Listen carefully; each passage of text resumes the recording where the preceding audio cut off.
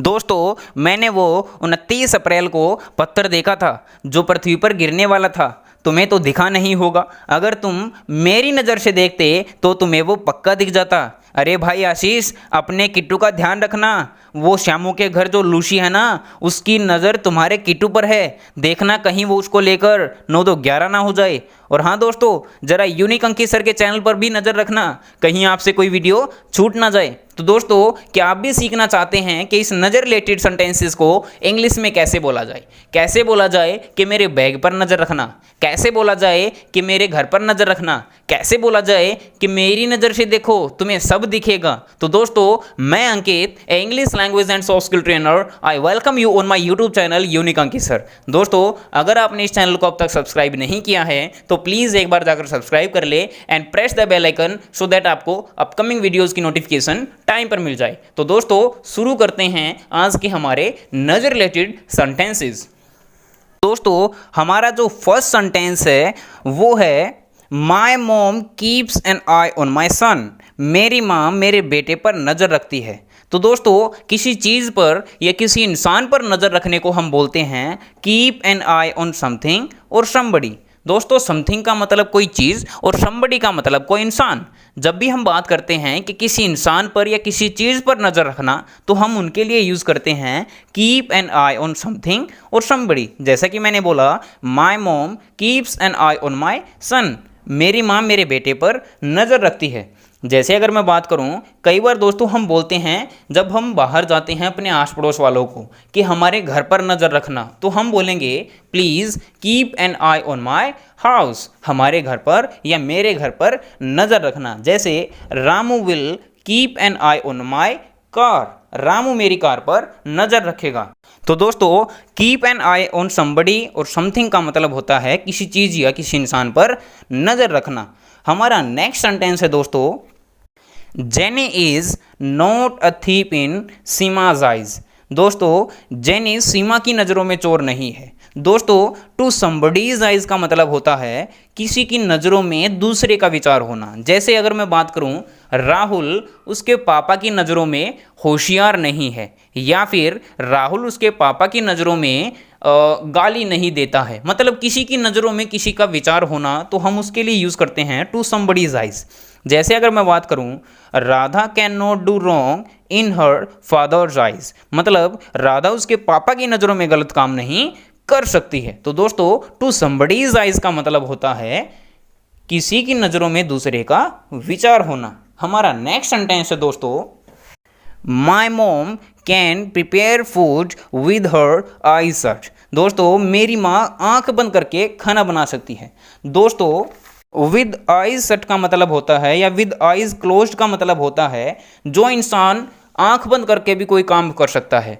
I mean to से कि जिसके पास बहुत ज़्यादा एक्सपीरियंस होता है। जैसे आपने देखा होगा, एक दर्जी कपड़ा देख के बता देता है कि ये किस कंपनी का कपड़ा हो सकता है। जैसे एक मैकेनिक देख के बता सकता है कि वो उस इंजन में, उस मशीन में क्या खराबी हो सकती है। तो दोस्तों, उसी को हम बोलते हैं विद आइज शट या विद आइज क्लोज्ड। दोस्तों, आंख बंद करके जो काम कर दे, मतलब ज़बरदस्त एक्सपीरियंस वाला इंसान को हम इस चीज़ में इंक्लूड करते हैं। या फिर ये जो हमारे पास जो वोकैब है उसके लिए हम यूज़ कर सकते हैं। जैसे अगर मैं बात करूं, Dhoni can catch a ball with his eyes closed या with his eyes shut. Dhoni आंख बंद करके भी ये गेंद को पकड़ सकता है। तो दोस्तों, मतलब क्या हुआ कि भाई उसके पास ज़बरदस्त एक्सपीरियंस है। तो दोस्तों, विद आइज शट का मतलब होता है ज़बरदस्त एक्सपीरियंस वाला इंसान। तो हमारा नेक्स्ट सेंटेंस है दोस्तों, you could have seen the stone with my eye line.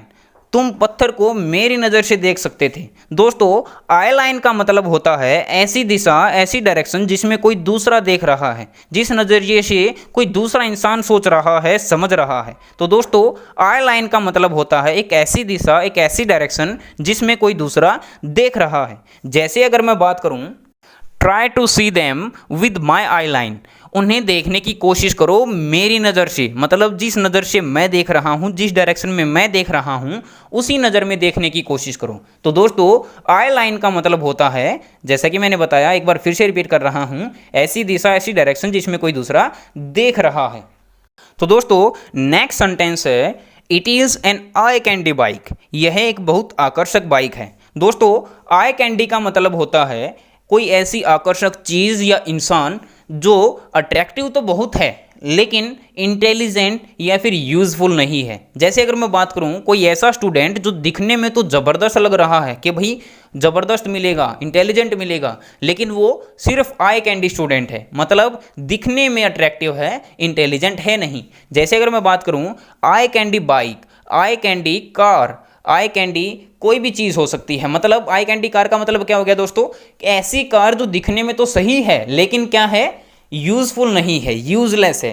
जैसे अगर मैं बात करूं, Rohan is a eye candy student. Rohan एक दिखने में तो आकर्षक स्टूडेंट है लेकिन इंटेलिजेंट नहीं है। तो दोस्तों, आई कैंडी का मतलब होता है कोई ऐसी चीज़ या कोई ऐसा इंसान जो अट्रैक्टिव तो है लेकिन काम का नहीं है। तो हमारा नेक्स्ट सेंटेंस है दोस्तों, travelling around India was really an eye opener for me.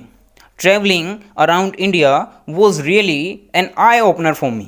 Bharat की यात्रा करना या फिर इंडिया में यात्रा करना मेरे लिए एक ज़बरदस्त नज़ारा था। दोस्तों, आई ओपनर का मतलब होता है ज़बरदस्त अनुभव, नज़ारा जो आंखें खोल दे। आई ओपनर का मतलब कोई ऐसी चीज़ जब आप देख लेते हो जिसका आपने एक्सपेक्ट नहीं किया था। मतलब हम इंडिया में घूमते हैं, हमें इंडिया में इतनी सारी चीज़ें दिखती हैं कि हम बोलते हैं यार क्या रखा है दूसरी जगहों पर जाने में, हमारा इंडिया ही जन्नत है। तो दोस्तों, हम उसी को बोलते हैं आई ओपनर। मतलब एक ऐसा एक्सपीरियंस, ऐसा इवेंट कि जिसकी हमने कल्पना ना की हो। मतलब एक ज़बरदस्त नज़ारा, ज़बरदस्त अनुभव वाली चीज़ जो हमारी आंखें खोल दे, तो उसको हम आई ओपनर बोलते हैं। जैसे इट्स आई ओपनर हाउस, यह एक ज़बरदस्त घर है। मतलब घर की तुलना किसी से नहीं करी जा सकती। It's a eye opener house. दोस्तों, ये थी अपने नज़र से रिलेटेड सेंटेंसेस। कैसे लगे आपको मेरे को कमेंट बॉक्स में कमेंट करके ज़रूर बताइएगा। और दोस्तों, कर दो इस वीडियो के लिंक को शेयर, जितने भी आपके लिंक हैं। और अगर दोस्तों आपने हमारी पिछली वीडियोस को नहीं देखा है, so please visit unique Ankit sir channel and watch all videos, and I guarantee कि आपको वहाँ पे ऐसे ही यूनिक वर्ड्स मिलेंगे, यूनिक वोकैब मिलेगी। Thank you everyone for watching and listening to me.